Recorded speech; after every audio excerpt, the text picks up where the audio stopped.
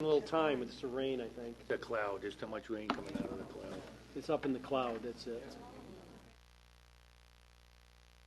Okay. We ready? We'll call the meeting to order. Please stand and join us in the Pledge of Allegiance. I pledge allegiance to the flag of the United States of America, republic for which it stands, nation, under God, indivisible, justice for all. Thank you all for coming this evening. Ms. McDonald is excused. First item on the agenda, the moment of silence. Please join me as we remember Thomas M. Dudarczyk, a graduate of the district, Cheryl Spina, a graduate of the district, Jerry T. Dolson, a graduate of the district, and Donna M. Furco, a graduate of the district.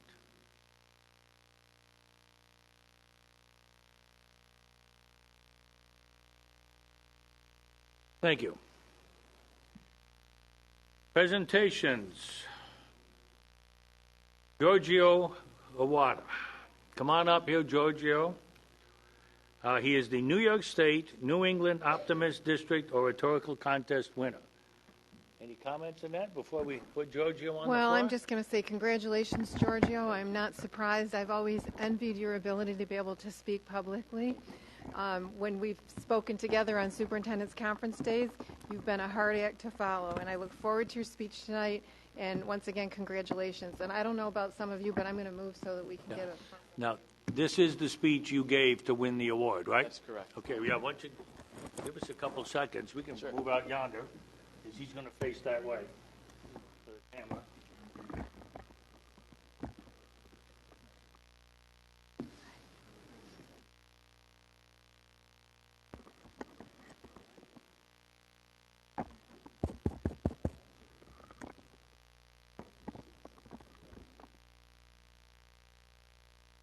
Yeah, it's on.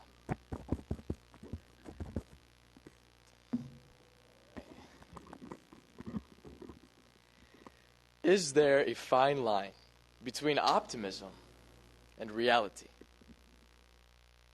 Let's consider the seemingly effortless and relaxed life of a fish. If a fish were to suddenly stop swimming, what would happen to the fish? Would it sink to the bottom, or would it float to the surface? You see, a fish has no destination. The ocean is so unimaginably large that there is no possible way a fish can be certain as to where it will end up. They have no other choice but to live day by day, minute by minute. And so I wonder why. Why would a fish continue to swim through this journey of uncertainty? Why? Those who habitually have a negative outlook on life will tell you that there is a significant difference between optimism and reality. However, some of us who strive to search for the beauty in even the most ugly situations have a different way of thinking. What has the most profound impact on our reality? What has the greatest effect on our optimism? Many people will say that their destiny has already been designed for them, that all they must do is live out their life to discover it. My father was never sure if he would live long enough to discover his own. More than anyone else I know, my father has faced a countless number of challenges since the beginning of his childhood, and he had to remain optimistic in order to survive. In 1970s Lebanon, a civil war between a scarce number of Christians and an overwhelming Muslim population had drastically affected my father's family. As a victim of circumstance, he endured endless hardship and suffering that caused him and his family to live a poverty-stricken life in which the war inflicted fear and uncertainty. He could not afford to harness his energy far into the future.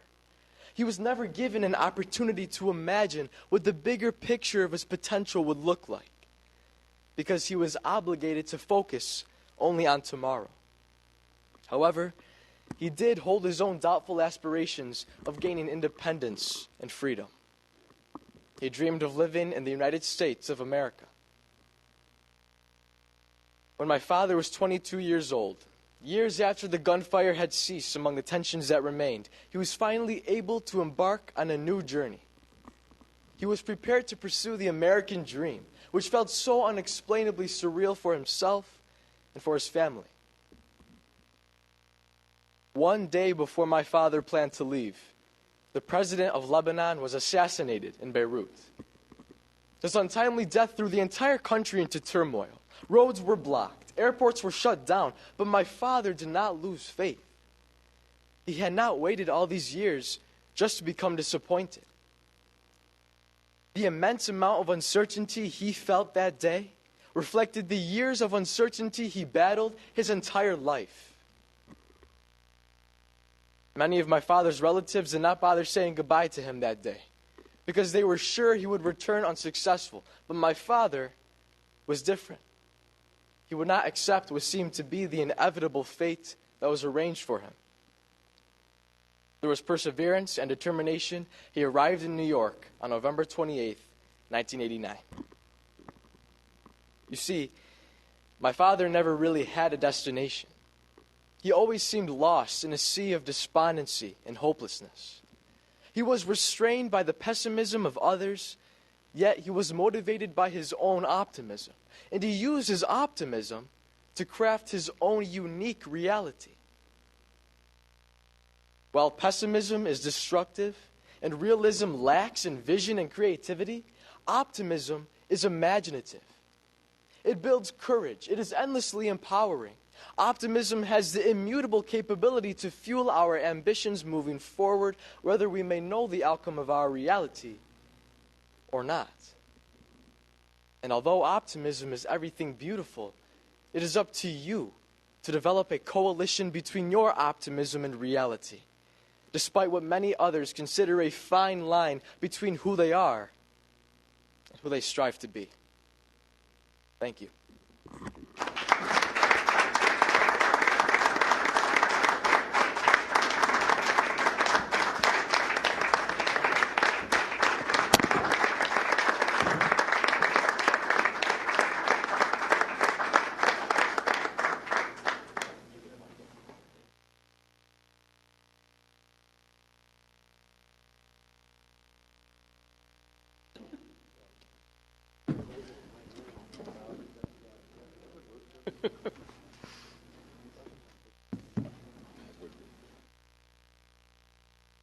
Oh, got the certificate.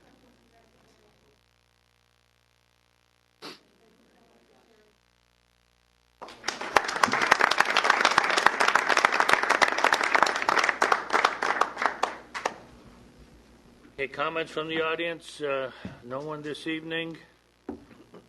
Go to board comments, board committee reports, comments. Mary, policy, please.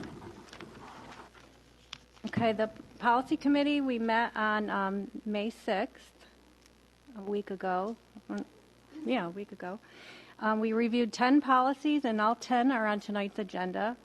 One is a first reading for a new policy, which came about as a result of an audit. There's 6 that are amend and readopt, and 3 that are readopt without change. And our next meeting is June 10th. It's the last one of the year. Thank you, and thank you for chairing the committee again. Thank you for having me. Paul, anything on legislative? No, I do not have anything new. As I reported last time, I'm writing a letter to the committee just to summarize a few things and ask for some direction, given our inability to meet with our senators this year. That's half written here in longhand, so I'm going to get it into Google Docs, get it to Connie shortly. So thank you. Thank you, sir. Again, thank you for chairing that committee. Anybody else? Terry? I did attend the 20th anniversary of the canteen. It was attended by many politicians, and it just packed the place inside and Super. out. And some past participants got up and spoke about how the canteen has quite literally changed their lives and put them on a different path. And it was emotional and well deserved. Great. Glad you went. Anybody else? We Mary? do. Okay. Yes, so We attended an event, Michael Marizio and I and Mr. Bob Crabtree went to an event at Boces. It was hosted by the CNY School Board Association. It was, gave handouts. It was for career tech and how we should start talking about it in middle school and not wait until they're ready to graduate. We really need to get to think about our communities and what jobs we are needing in our community and put kids on the right path that's right for them and not push everyone towards a 4-year college degree because that may not be the right path for everyone. We talked about how that came about. I think there was a fear factor with parents of their children not having a great opportunity at a future career, and that's just not the case. They had speakers who talked about all the internship opportunities that there were, that they could train a student and have a job waiting for them at the end of that training, and they would be debt-free. So, and they would be able to provide a living for themselves and their family someday, and it would be a good living and would be the right path for many of our students. So I gave handouts of the information that was given to us. Thank you. You're welcome. Superintendent's comments, Annette. Okay, just a bit of good news. Last week, I was told that we won the Award of Excellence for exemplary display of sportsmanship, ethics, and integrity, presented to Cicero North Syracuse High School, and that's from the New York State Athletic Association. So we're very, very proud. That's really something to be quite proud of. Also, last week, I had the honor of attending a staff meeting at Allen Road where one of our ADAPEP counselors received a pretty prestigious award. And if you don't mind, I'm going to take a minute to read the message that went out. Mary Beth Thorne, ADAPEP counselor at Allen Road, Bear Road, and Lakeshore Elementary in the North Syracuse Central School District, has received the 2019 McMahon Ryan Children's Guardian Award. Mary Beth has worked at our center for the past 5 years to provide safety education programming to K-4 students. She is the first Children's Guardian awardee from the North Syracuse School District and Boces. Mary Beth joins 22 other dedicated colleagues from throughout Onondaga County who have been past recipients of this award. She received the award because the guardian is someone who goes above and beyond to protect children and help them reach their full potential. So we're very, very pleased and honored to have her in our district, and she's been a tremendous asset to our students.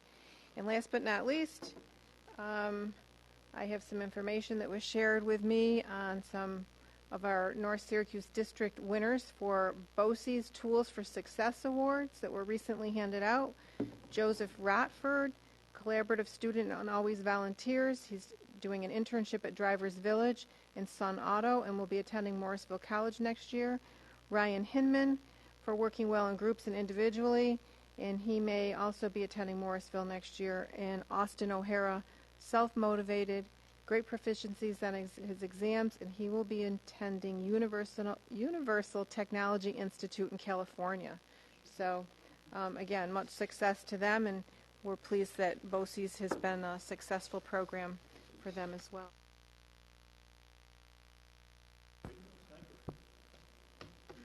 Routine action items 5A, approval of the minutes, consideration of approval of the minutes of the regular meeting of the Board of Education of April 22, 2019. B, consideration of classification and school placement of disabled students certified by the District Committee on Special Education. C, consideration of classification and placement of preschool disabled students certified by the District Committee on Preschool Special Education. D, consideration of classification and placement of students in home instruction programs as recommended by the Home Instruction Review Committee. And E, acknowledgement of business office reports for March 2019. I will entertain a motion to approve 5A, B, C, D, and E as a group. Ms. Kruger, Mr. D'Onofrio, all in favor? Discussion action items. 6A, appointment of the voting system specialists, registrars, and a custodian of the voting machines for the May 21, 2019 annual budget vote and board member election. We have the list on the agenda. B, acknowledgement of the 2019-20 payroll schedule. Anything there in that we need to know? Or Don? No? Normal? Okay. C, acknowledgement of appointment of impartial hearing officer pursuant to Part 200 of the regulations of the Commissioner of Education. D, recommendation to abolish a 1.0 FTE PC software specialist and create a 1.0 FTE teaching assistant at the junior high school. Anything there we need to know? We're just reacting to the fact that one of our folks is retiring, and with the changing needs in IT, we think this is the best way to service the building. Okay, thank you. E, recommendation to abolish a 1.0 FTE Director of Facilities 3 and create a 1.0 FTE Director of Facilities 3. I'll let Jason. We've gotten some communications about how this seems confusing, so I'll take a minute to explain. With civil service, you can't have two different individuals in the same civil service slot in a district, and we have a need as of July 1st for a person that's to come in, but the outgoing employee isn't leaving until the middle of August. So we have to create a slot to be able to hire our new employee, and then when the other person retires in mid-August, the abolishment takes place, and so there'll be a brief overlap, but that's just required to make the transition under civil service rules. The overlap is technically two different positions with the same title. It is technically, yes. Yeah, okay. F, resolution to approve principal lead evaluators. So I can briefly speak to F and G, approved teacher lead evaluators. This is part of the APPR teacher and principal evaluation requirements. Every year, those of us on the administrative team who provide the observations and the evaluation process for these folks has to be what's called recalibrated and attend a certain number of hours of training. And I am recommending that we approve all of those names. I'm pleased to say that every single person doing this work has been approved and met the requirement for the number of hours. And I also want to just add a huge thank you to Alicia Pizzuto, because we're very fortunate to have her as our trainer.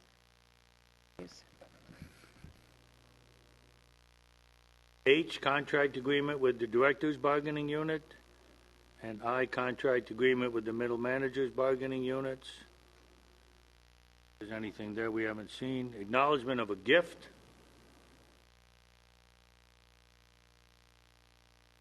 Oh, my goodness. Yes. North Syracuse Education Foundation has donated a check in the amount of $600 to purchase uniforms for the CNS girls varsity tennis team. The employees of Barton and LaJudas have donated $178.55 in cash to be used to reduce negative meal balances within the school district.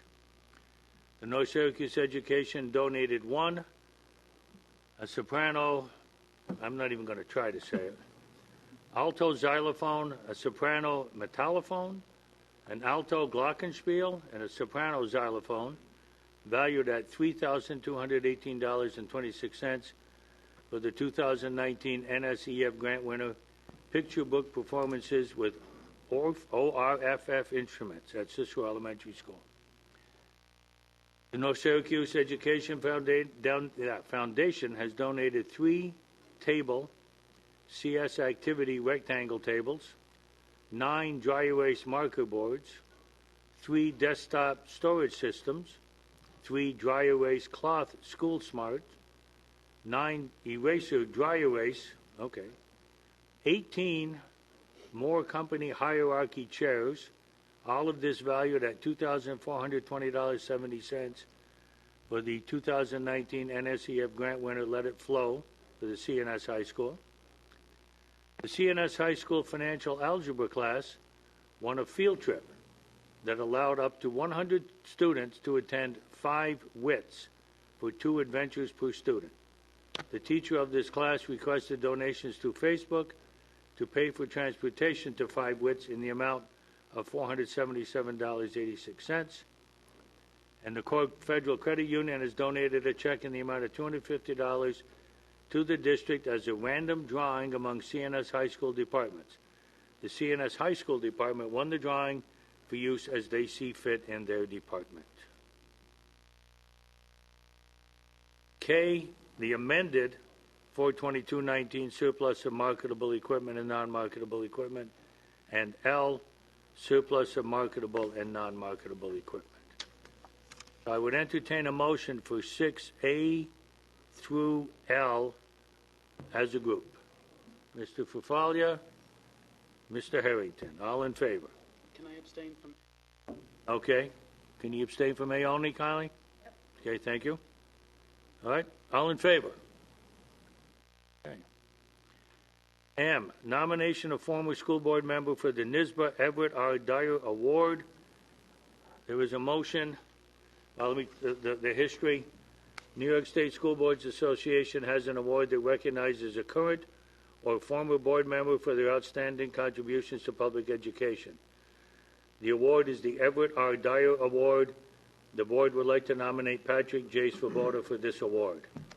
And the resolution is that the Board of Education of the North Syracuse Central School District hereby nominates Patrick J. Svoboda, former member of the North Syracuse Central School District Board of Education, for the Everett Dyer Award for Distinguished School Board Service. I will entertain a motion to approve this resolution. Mike, second. Mary, discussion. Anybody? Just, I think it's a great way to honor Patrick. Again, it's a nomination. Let's see how far it goes with school boards. He did a lot for everybody over many years, long before he was on the board even. So I think it's an excellent choice. Give Mike the credit for bringing this up and suggesting this nomination. So all in favor of extending the nomination? Great, thank you all. Bunch of policies. N, 5140.3, foster care policy, first reading. O, 5140.1, student immunizations, amend and readopt. P, policy 5191, student diagnosed with HIV-related illness, amend and readopt. Q, 5316.6, reporting of crimes committed on school district property to local law enforcement agencies, amend and readopt. R, policy 5660, distribution of materials in schools, amend and readopt. Policy S, policy 9250, 9350, employee benefits, non-affiliated employees, amend and readopt. T, policy 9110.3, reasonable accommodations for employees and applicants with disabilities, amend and readopt. U, policy 4300, Medicaid compliance policy. 8411.1, student transportation, conduct and discipline, and 9100, staff code of conduct, readoption recommended. Entertain a motion for O through U policies. Ms. Scanlon, second. Mr. Thorne, all in favor? We have some retirements to note. There it is. Yeah. Christine, help me. Alensowitz? All right. Elementary guidance counselor. 19 and a half years of service, and we wish her a happy and healthy retirement. Personnel, 7A, instructional personnel report. Questions there? 7B, support staff. Entertain a motion to approve 7A and B together. Ms. Kruger, Mr. D'Onofrio, all in favor. Motion for executive session.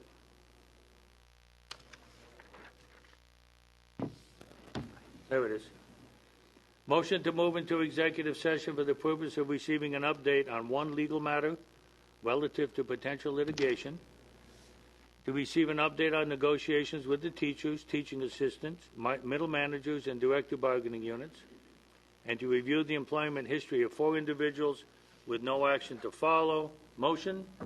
Mr. Maurizio, Ms. Scanlon, all in favor? So moved. Executive session.